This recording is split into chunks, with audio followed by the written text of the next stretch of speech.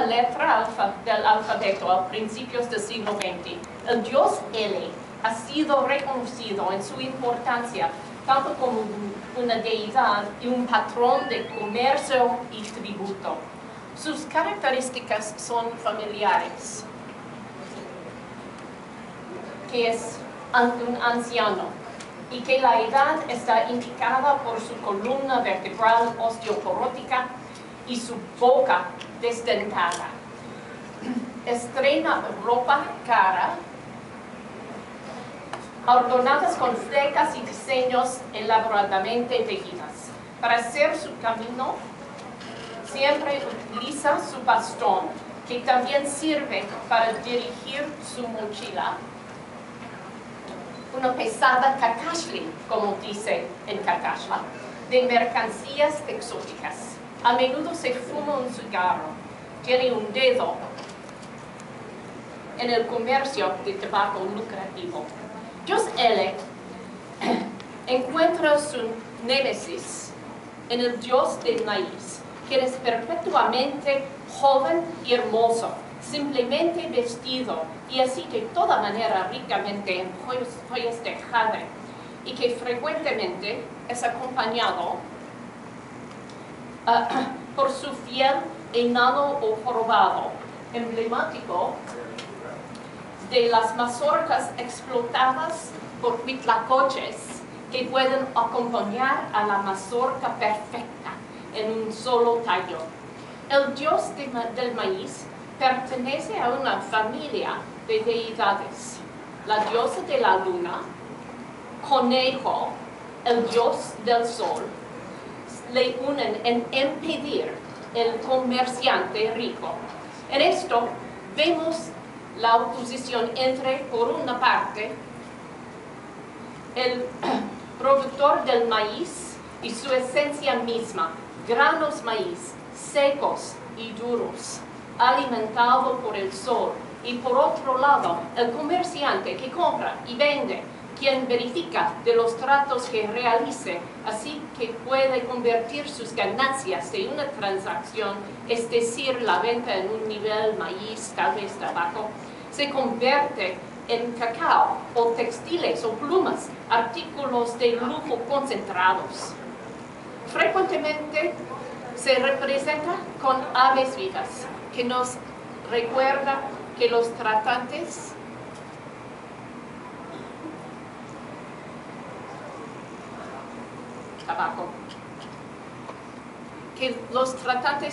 de plumas practicaban captura y liberación para apoyar las cosechas a largo plazo de este bien preciado.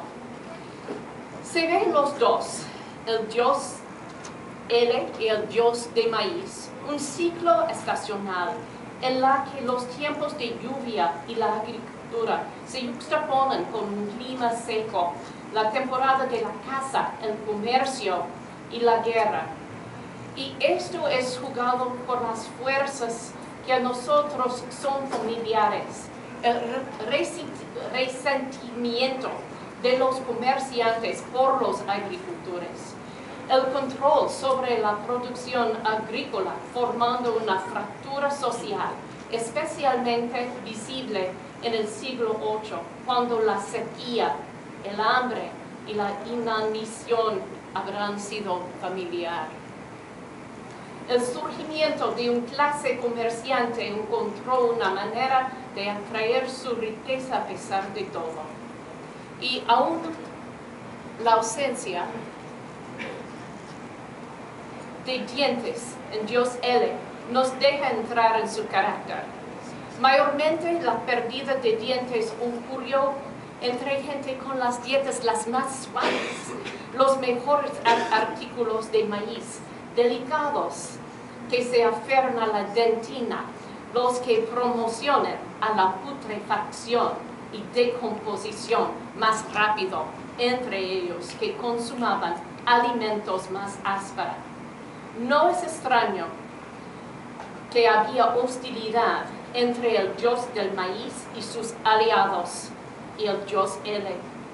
Y sin embargo, dios Ele sustenta la guerra, como lo vemos en la tableta del sol, donde se apoya físicamente el escudo del dios jaguar del inframundo, la imagen ejemplar de Palenque de la guerra. Y la doctora de la Garza nos explica un poquito de estos dioses hace unos minutos.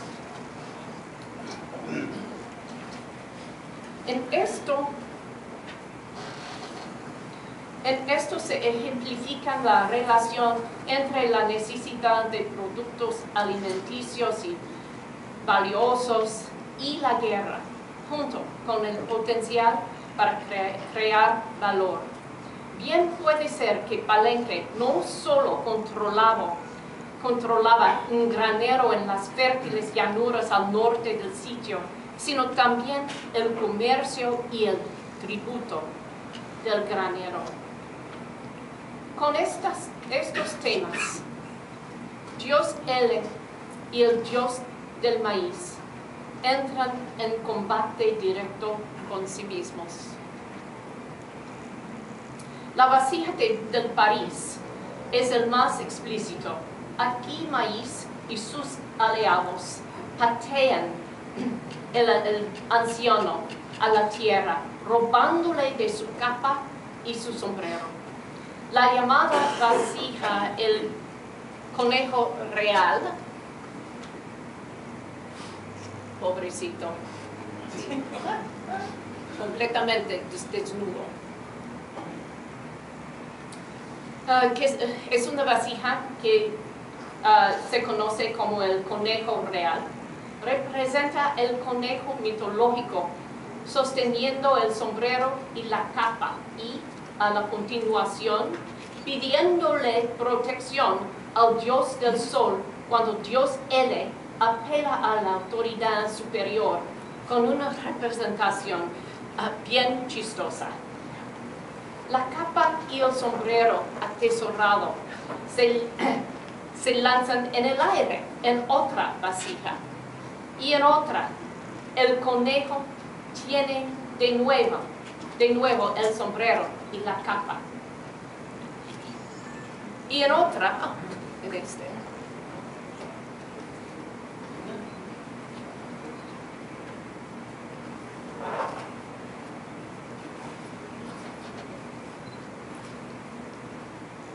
ok, aquí estamos.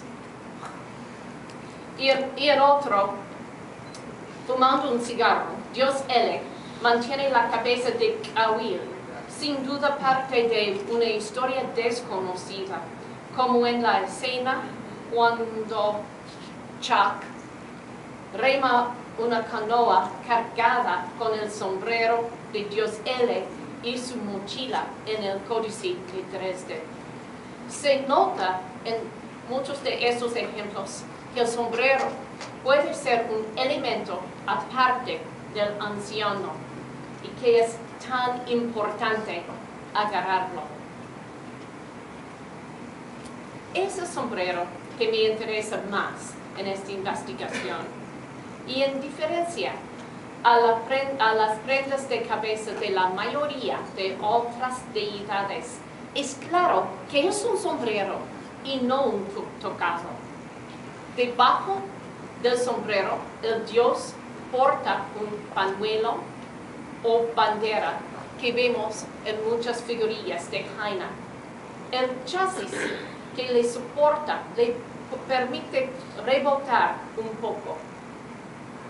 Y no conozco la palabra en español, pero se ve que el sombrero mueve así, como rebotando.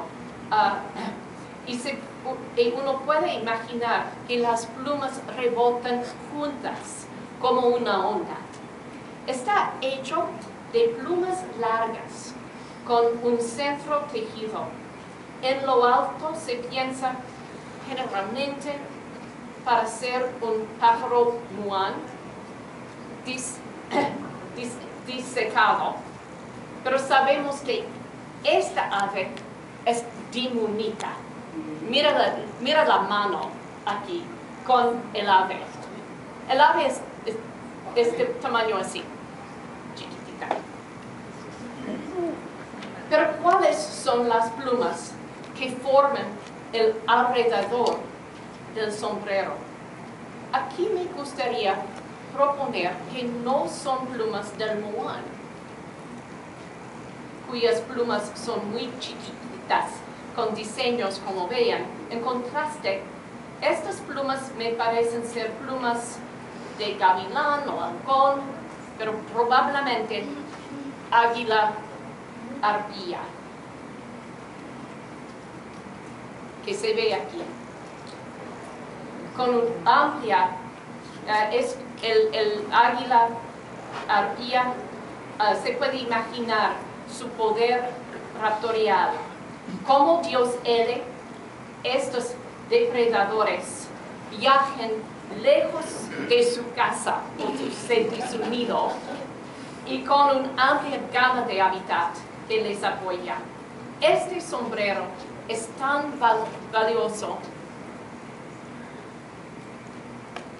que el conejo, el dios de maíz y dios L, todos vienen a golpes para ver quién va a ganar este trofeo. Y cuando dios L es derrotado, el sombrero se convierte en la posesión de su némesis. Sus oponentes se deleitan en la posesión del sombrero. Ahora, imaginemos que el sombrero, una vez ya no encima de la cabeza de la ciudad, es redondo. Se identifica por sus plumas características, con las puntas negras. Con las puntas negras y las marcas de la pluma, aunque su raquis o espina no se muestra. Estos diseños son caracterizados por lo que Robert Smith llamó hace más de 70 años el diseño camisa de vestir en la cerámica de Washington, viendo en ello el patrón de la camisa y la corbata de un banquero bien vestido. Quizás esta terminología ha disminuido nuestra capacidad de ver lo que las imágenes pintadas sobre estos platos representan. Estas son las plumas y las plumas del sombrero de dios L. De hecho, estas imágenes, que son casi universalmente limitados a platos y algunas vasijas, no solo se parece el sombrero dios L, es el sombrero de dios L. Y son legión.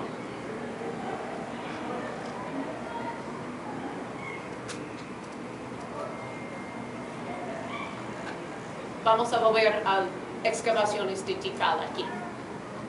Ahora bien, estos platos forman un problema interesante. En ciertos casos forman conjuntos y juegos. En el entierro 196 de Tikal había 10 de ellos. El arqueólogo quien excavó allí describe toda la tumba tan lleno de lo que parecía ser los restos de alimentos largamente podridos. En el entierro 116, los arqueólogos encontraron 3 platos juntos. Usemos esos 2 ejemplos. Hay más casos ahora. El proyecto arqueológica de Dos Pilas ha encontrado una variación en una y hay otra también en Huacá. Otros arqueólogos describen encontrando ejemplos de ellos rotos o abandonados por saqueadores. Supuestamente no les consideraban suficientemente digno para llevarlos desde el sitio. Los ejemplos de Tikal son los mejores documentados, pero hay muchos. Y en estilos distintos.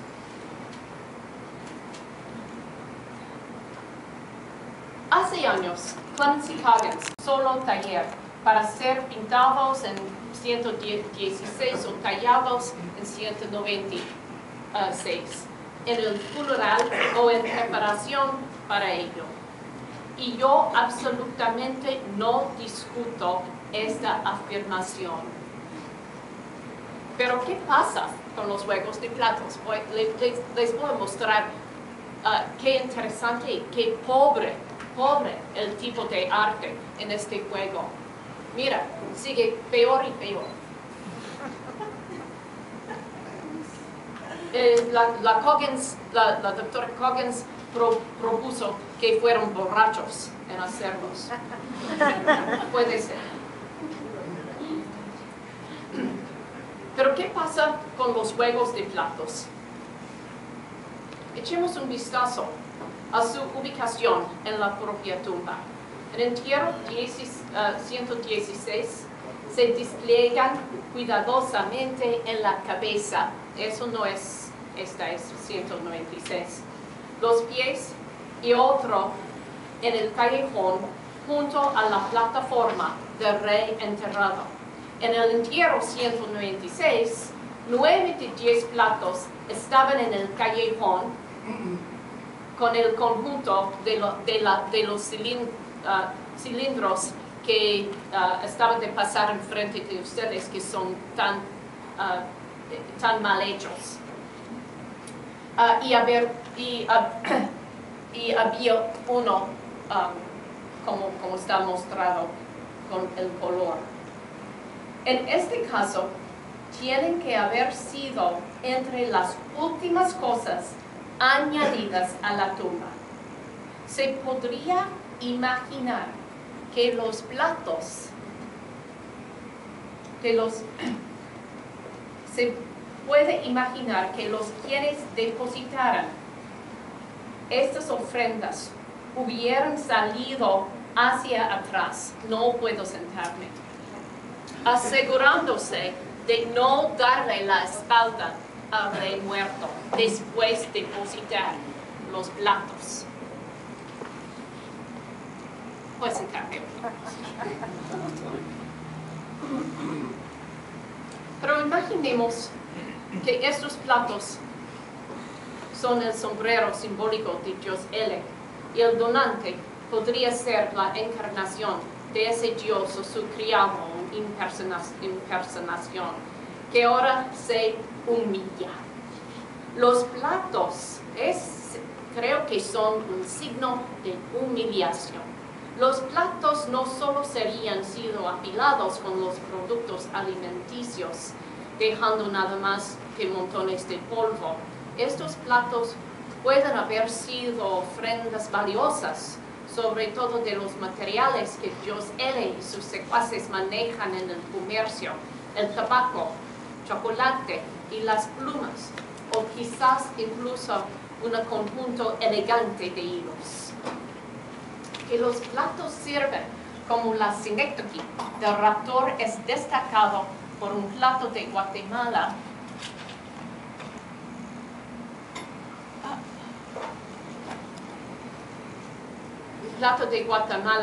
que muestra un aguilucho muy similar a imágenes teotihuacanas que han sido ampliamente acordadas para representar aguiluchos en lugar de búhos. ¿Y quién es el rey muerto? Es él, el dios de maíz, en su triunfo.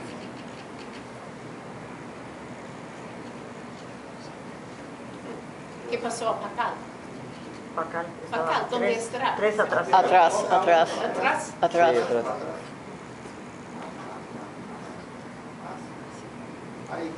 Ok, no lo vi. Bueno, otra vez al otro.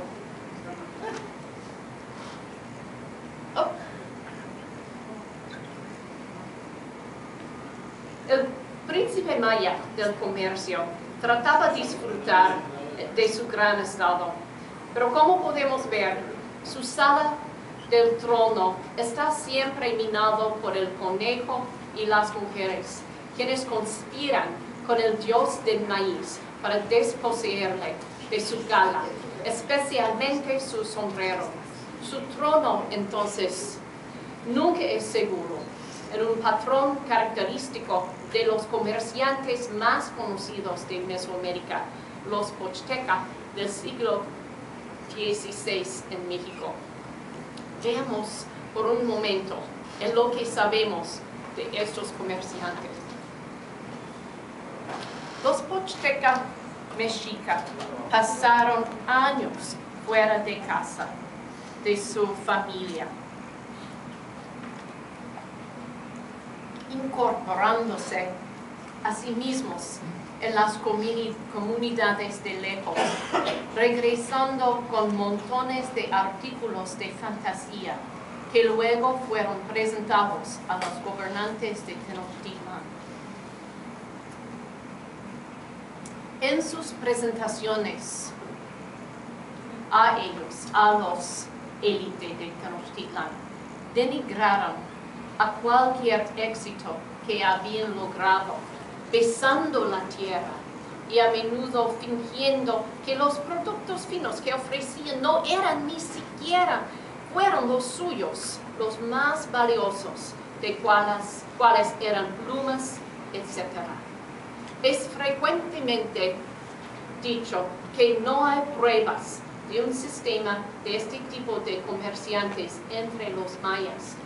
Y en esta ponencia no puedo dirigirse a la cuestión, pero si lo hubiera comerciantes mayas en un sistema como el Pochteca, solo las piedras verdes sobrevivirían en el registro arqueológico.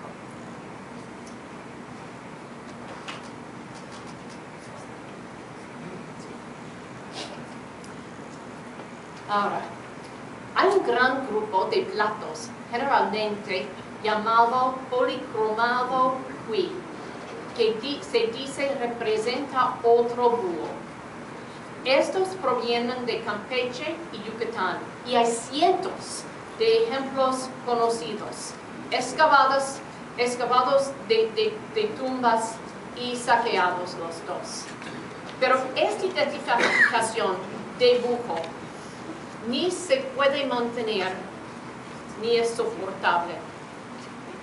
La cabeza del ave no dispone las orejas características del autillo, y las plumas de los búhos no se caracterizan por un punto negro como se veían en la diapositiva.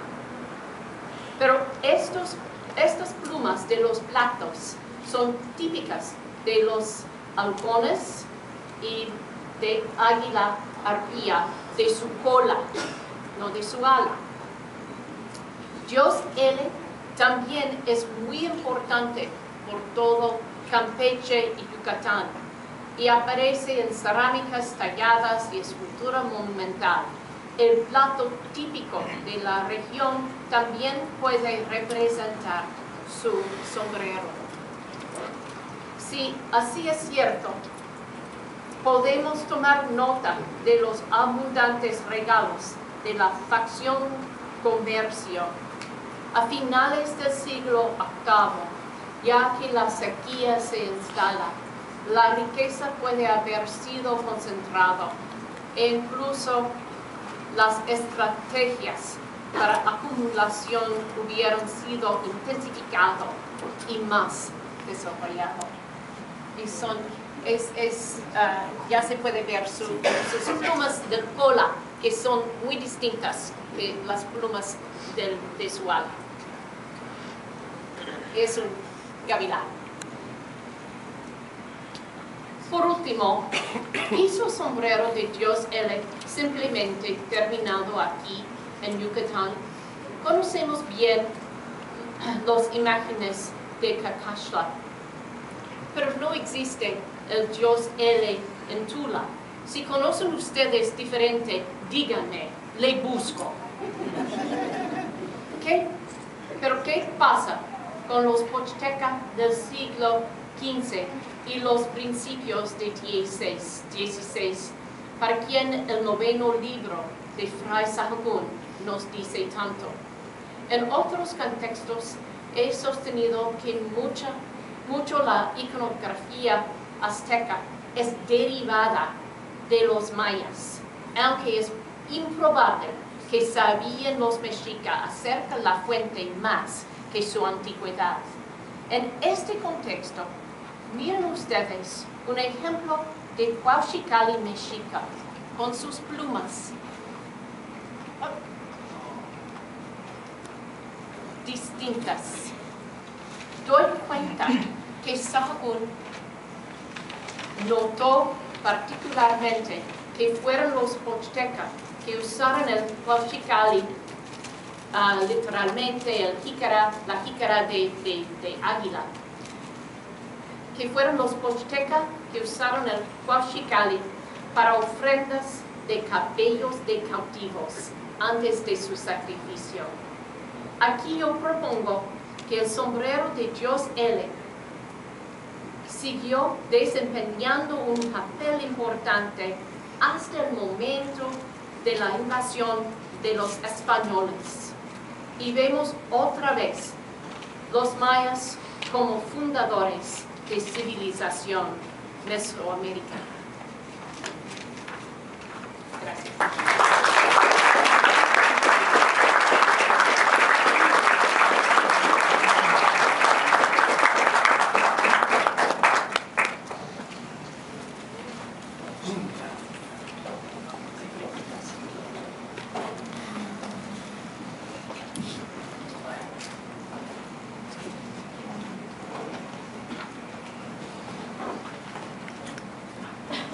Bueno, pasamos a la sesión de preguntas.